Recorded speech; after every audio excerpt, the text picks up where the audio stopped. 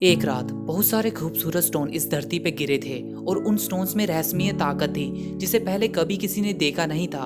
और दुनिया के सारे लोग एकजुट हो गए उस स्टोन पर सर्च करके और इसकी ताकत जानने के लिए। लेकिन एक रात फिर आसमान टूटे तारों से भर गया और इस बार आसमान से काले स्टोन बरसने लगे और उन काले स्टोन में से काले जीव निकले जिन्होंने सारी इंसानियत और जानवर सबको तबाह कर दिया था। लेकिन इंसानियत की उम्मीद बन के आते हैं कुछ फरिश्ते जिन्हें म्यूजिक कार्ड कहा जाता है।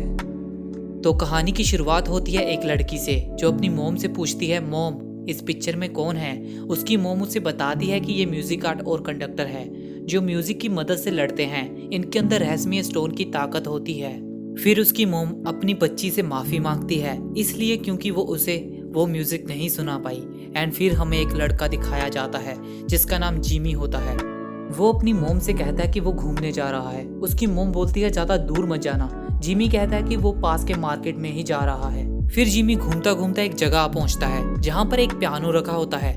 जिमी कहता है कि ये क्या है और जिमी उसे देखकर थोड़ा सा क्यूरियस भी होता है। फिर हमें एक आदमी जिसका नाम माइस्ट्रो होता है वो जिमी की साइड में दिखाई देता है। जिमी माइस्ट्रो को अचानक अपनी साइड में खड़ा देखकर थोड़ा घबरा जाता है। माइस्ट्रो जिमी को कहता है कि इसे पियानो कहते हैं। माइस्ट्रो कहता है ये पियानो बढ़िया हालत में है और इसका अपराइट साउंड भी बढ़िया है। माइस्ट्रो पियानो को देखते हुए कहता है कि तुम अब तक इंतजार कर रहे थे म्यूजिक के वापस आने का।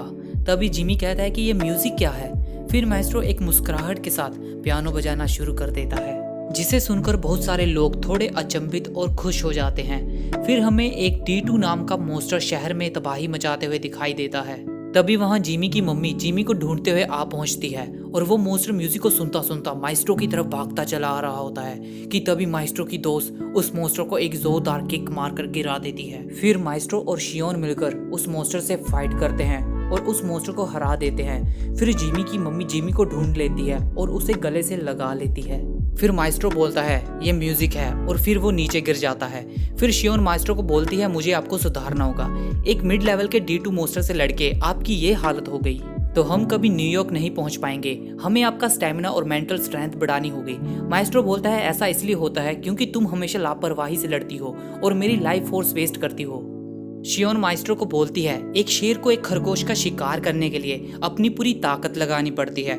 माइस्ट्रो शियोन को कहता है कि तुम्हारी पावर पर कंट्रोल नहीं रहता। शियोन कहती है कि सच कहूँ तो मैं भी इस बात पर शर्मिंदा हूँ।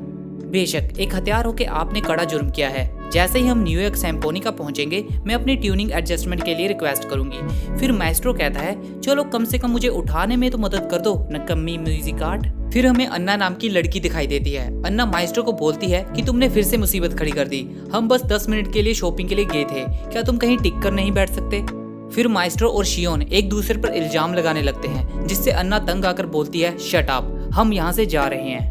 फिर शियोन माइस्ट्रो को उठाकर गाड़ी में फेंक देती है और ये तीनों वहां से निकल जाते हैं। सफर के बीच अन्ना माइस्ट्रो को कहती है कि तख्त तुम जानते भी हो हम किन हालातों में हैं। न्यूयॉर्क बहुत दूर है और हमें काफी लंबा रास्ता तय करना है। हमें पता नहीं आगे क्या हो सकता है। अगर हमने एक दूसरे का साथ नहीं दिया तो हम वहां तक कभी नहीं पहुंच पाएंगे। तो अपनी मन मर्जी करना बंद करो। माइस्ट्रो कहता है कि वो एक असली कीबोर्ड था, उसमें से आवाज आ रही थी। अन्ना कहती है कि क्या तुम्हें मेरी बात सुनाई नहीं दी।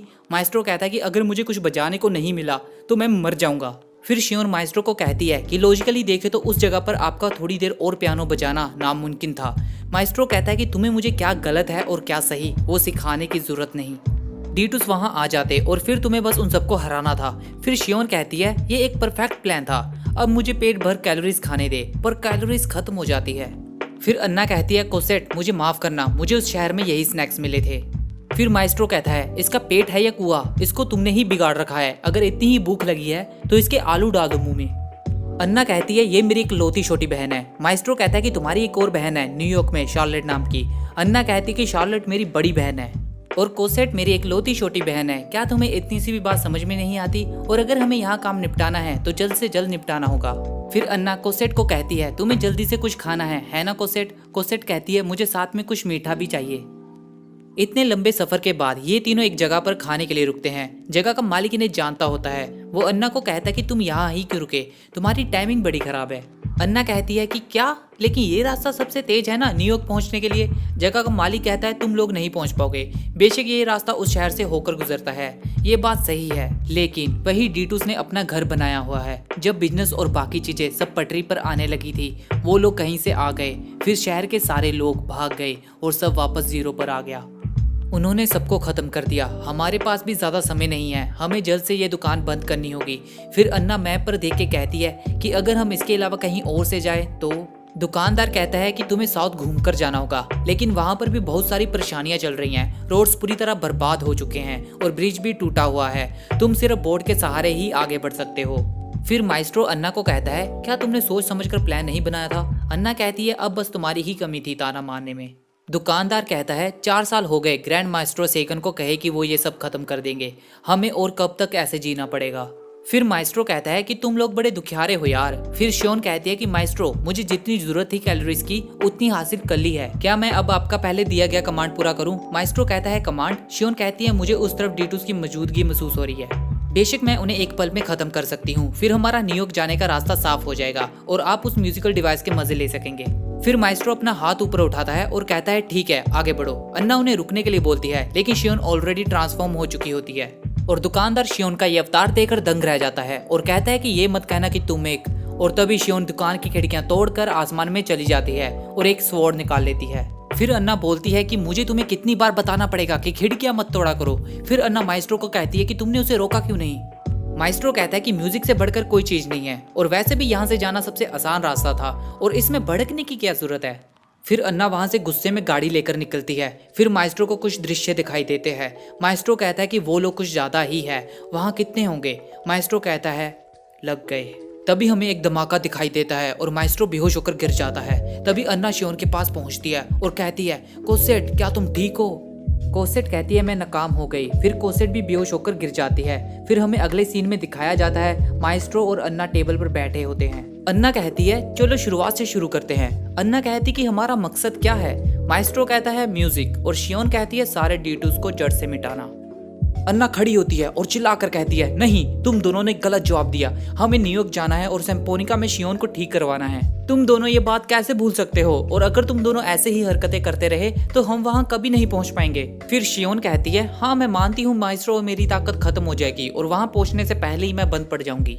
और ये जवाब सुनकर अन्ना अपना सर टेबल पर पटकती है और रोते रोते कहती है अगर तुम्हें बात समझ आ रही है तो उस पर अमल क्यों नहीं करते? माइस्ट्रो कहता है कुछ करो शियोन। शियोन कहती है कि ये सब आपकी खुदगर्जी का नतीजा है माइस्ट्रो। फिर माइस्ट्रो कहता है कि म्यूजिक ही इस दुनिया को बचाएगा। अगर डीटूस को खत्म करना ही तुम्हारा मिशन है तो उन सबको साथ में खत्म क्यों नहीं कर देती? इन सब की बातों के बीच अन्ना फूट फूट कर रो रही होती है। फिर शियोन खाते खाते कुछ बोल रही होती है जो कि माइस्ट्रो को समझ में नहीं आता। माइस्ट्रो शियोन को कहता है कि पहले खा लो फिर बात करो। फिर शियोन कहती है कि मैं अपनी पूरी कोशिश करूंगी। फिर अगले सीन में हमें शियोन कुछ बताते हुए नजर आती है जिसमें वो कहती है कि बहुत सारे डीटूस ने हमला किया, फिर मैंने बहुत सारों को शूट किया। फिर मुझे ऐसा लगा कि इसका कोई अंत नहीं है, इसलिए मैंने एक बड़ा सा धमाका किया और फिर मैं भी उस धमाके की चपेट में आ गई। बदकिस्मती से किसी तरह एक चीज छुपी ही रही। बेशक मैंने बहुत तरीके अपनाए उस छुपी हुई चीज को बाहर निकालने के लिए। फिर माइस्ट्रो कहता है लेकिन तुम नाकाम रही। शियोन कहती है आपके पास काफी ताकत थी माइस्ट्रो, मेरा मानना है कंडक्टर होने के नाते आपको सीन पर मौजूद होना चाहिए था। फिर माइस्ट्रो कहता है कि मुझे लगा कि तुम इतनी कॉन्फिडेंस से गई तो सारी चीजें अकेले संभाल लोगी, शायद मैंने तुम्हें कुछ ज्यादा ही बड़ी तोप समझ लिया, नकम्मी म्यूजिक कार्ड। फिर अन्ना आती है और जोर से अपना हाथ टेबल पर मारती है और कहती है शट अप, अब कोई लापरवाही नहीं, ना ही कोई हमला। फिर माइस्ट्रो कहता है तो हम यहाँ तब तक म्यूजिक नहीं सुन पाएंगे जब तक हम उस बड़ी सी चीज को निपटा नहीं देते। फिर अन्ना माइस्ट्रो को कहती है ऐसे उम्मीद मत हारो यार। फिर शियोन कहती है ऐसा लगता है वो जमीन के नीचे रहना चाहता है, बेशक अगर हम वहां से गुजरे तो वो तुरंत हम पर हमला कर देगा। फिर अन्ना कहती है जमीन के नीचे ना जाने कोई होगा भी या नहीं। फिर माइस्ट्रो कहता है वजह की किसको पड़ी है, हमारा ध्यान बस उसे बाहर निकालने पर होना चाहिए। फिर शियोन कहती है फिर मैं उसे एक बड़े से धमाके के साथ खत्म कर दूंगी। अन्ना कहती है कोई और आइडिया नहीं है क्या? फिर माइस्ट्रो कहता है मैं उन्हें वो म्यूजिक सुनाऊंगा जिसे सुनने से उन्हें सबसे ज्यादा नफरत है। फिर हमें आगे दिखाया जाता है कुछ लोग लाइव परफॉर्मेंस के बारे में बात कर रहे होते हैं और हम देखते हैं कि जिमी की मम्मी और उसकी बहन पियानो के पास खड़े होते हैं। जिमी अपनी मम्मी को कहता है कि क्या मैं इसे छू सकता हूँ? जिमी की मम्मी कहती है हाँ जरूर। फिर जिमी और उसकी सिस्टर उस पियानो को छूने ही वाले होते हैं कि तभी शियोन वहां आती है और पियानो को हवा में उड़ा देती है और अपने कंधे पर रखकर उसे ले जाती है। फिर अगले सीन में माइस्ट्रो कहता है डीटूस को इंसानों के बनाए म्यूजिक से नफरत है, खासकर जिसमें लाजवाब हारमोनी और रिदम हो। जितना कमाल का म्यूजिक उतनी ही मुश्किल उन्हें सहने में होगी, फिर वो इसे तबाह करने जरूर आएंगे। फिर माइस्ट्रो कहता है अब म्यूजिक शुरू करते हैं। फिर माइस्ट्रो म्यूजिक बजाना शुरू कर देता है। म्यूजिक की आवाज सुनकर वो मॉन्स्टर अचानक से शियोन पर हमला कर देता है। माइस्ट्रो कहता है वो इस शहर में इसलिए आया क्योंकि ब्लैक नाइट सैडराइट्स उन्हें अपनी तरफ खींच रहा है, तभी वो इतनी आसानी से सामने नहीं आते। वो मॉन्स्टर गुस्से में चिल्ला रहा होता है और उस मॉन्स्टर की आवाज सुनकर माइस्ट्रो कहता है एक ब्लैक स्टोन, पता था। फिर हम देखते हैं कि माइस्ट्रो को कुछ मॉन्स्टर्स घेर लेते हैं। माइस्ट्रो शियोन से कहता है कि तुम और कितनी देर तक बेहोश रहने वाली हो। माइस्ट्रो अपना हाथ घुमाता है और शियोन ट्रांसफॉर्म हो जाती है और एक छड़ी माइस्ट्रो की तरफ फेंकती है। फिर माइस्ट्रो कहता है चलो परफॉर्मेंस शुरू करें। फिर हम देखते हैं कि शियोन अपने हथियार से उस मॉन्स्टर पर हमला करती है, लेकिन तभी वो हथियार अपना रूप बदलकर एक गन बन जाता है। शियोन उस गन से उस मॉन्स्टर पर वार करती है, जिससे वो मॉन्स्टर जमीन पे गिर जाता है। फिर बाकी मॉन्स्टर शियोन पर हमला करते हैं, लेकिन शियोन अपने हथियार से उन मॉन्स्टर पर धमाकेदार फायरिंग करती है। तभी बड़ा वाला मॉन्स्टर शियोन पर अटैक कर देता है, जिससे माइस्ट्रो पर भी शियोन पर करे अटैक का असर दिखाई देता है। फिर शियोन उस मॉन्स्टर से कहती है शायद तुम उस बड़े से ब्लैक सैडराइट्स की वजह से इतने ताकतवर हो, शायद इससे काम नहीं बनेगा, मुझे स्टोन को ही तबाह करना होगा। फिर हम देखते हैं कि वो हथियार स्वॉर्ड बन जाता है। फिर शियोन एक ताकतवर हमला करती है और इसी बीच माइस्ट्रो भागता हुआ आता है और अपनी छड़ी घुमाकर चिल्लाकर कहता है गूंजने दो आवाज को। और हम देखते हैं शियोन की पावर बढ़ जाती है और शियोन अपनी स्वॉर्ड से उस मॉन्स्टर को धमाके के साथ तबाह कर देती है। और फिर हमें दिखाया जाता है कि माइस्ट्रो जमीन पे गिरा हुआ है और वो शियोन को देख रहा होता है और शियोन उसे देख रही होती है।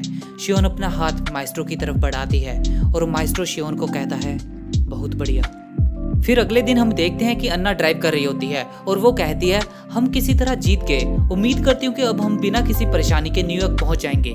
फिर माइस्ट्रो अंगड़ाई लेते हुए कहता है आज मुझे बहुत अच्छा लग रहा है। शियोन डोनट को देखते हुए कहती है नया खाना तैयार करने के लिए इंसान इतना जुनून और नई तकनीक क्यों इस्तेमाल करता है। अन्ना कहती है हम इस बार किसी तरह बच गए, लेकिन मैं उम्मीद करती हूँ तुम दोनों अब कुछ नहीं करोगे सफर पूरा होने तक। अन्ना कहती है कि ये बात मैं तुमसे ही कर रही हूँ माइस्ट्रो। माइस्ट्रो कहता है मुझे बस एक ग्रैंड पियानो ढूंढना है, वहाँ जरूर एक ना एक होगा। शियोन कहती है मुझे बस ये हॉल पसंद नहीं, वो ऐसा कैसे कर सकते हैं। अन्ना कहती है मेरी बात सुन लो प्लीज। माइस्ट्रो सुस्ताते हुए कहता है कि कितना खूबसूरत दिन है। शियोन उस डोनट को घूरते हुए कहती है शायद ये कैलोरीज मुझे नई ताकत दे सकती है। और एपिसोड के अंत में अन्ना कहती है यार प्लीज तुम दोनों मेरी बात सुन लो। और इसी के साथ इसका फर्स्ट एपिसोड खत्म होता है। तो गाइस कैसा लगा ये एपिसोड? आगे का एपिसोड काफी धमाकेदार होने वाला है और ये एनिमे ऑनगोइंग चल रहा है। आपको इसके एपिसोड्स हर हफ्ते मेरे चैनल पर मिलेंगे। तो मिलते हैं नेक्स्ट वीडियो में। आरिगातो सायोनारा।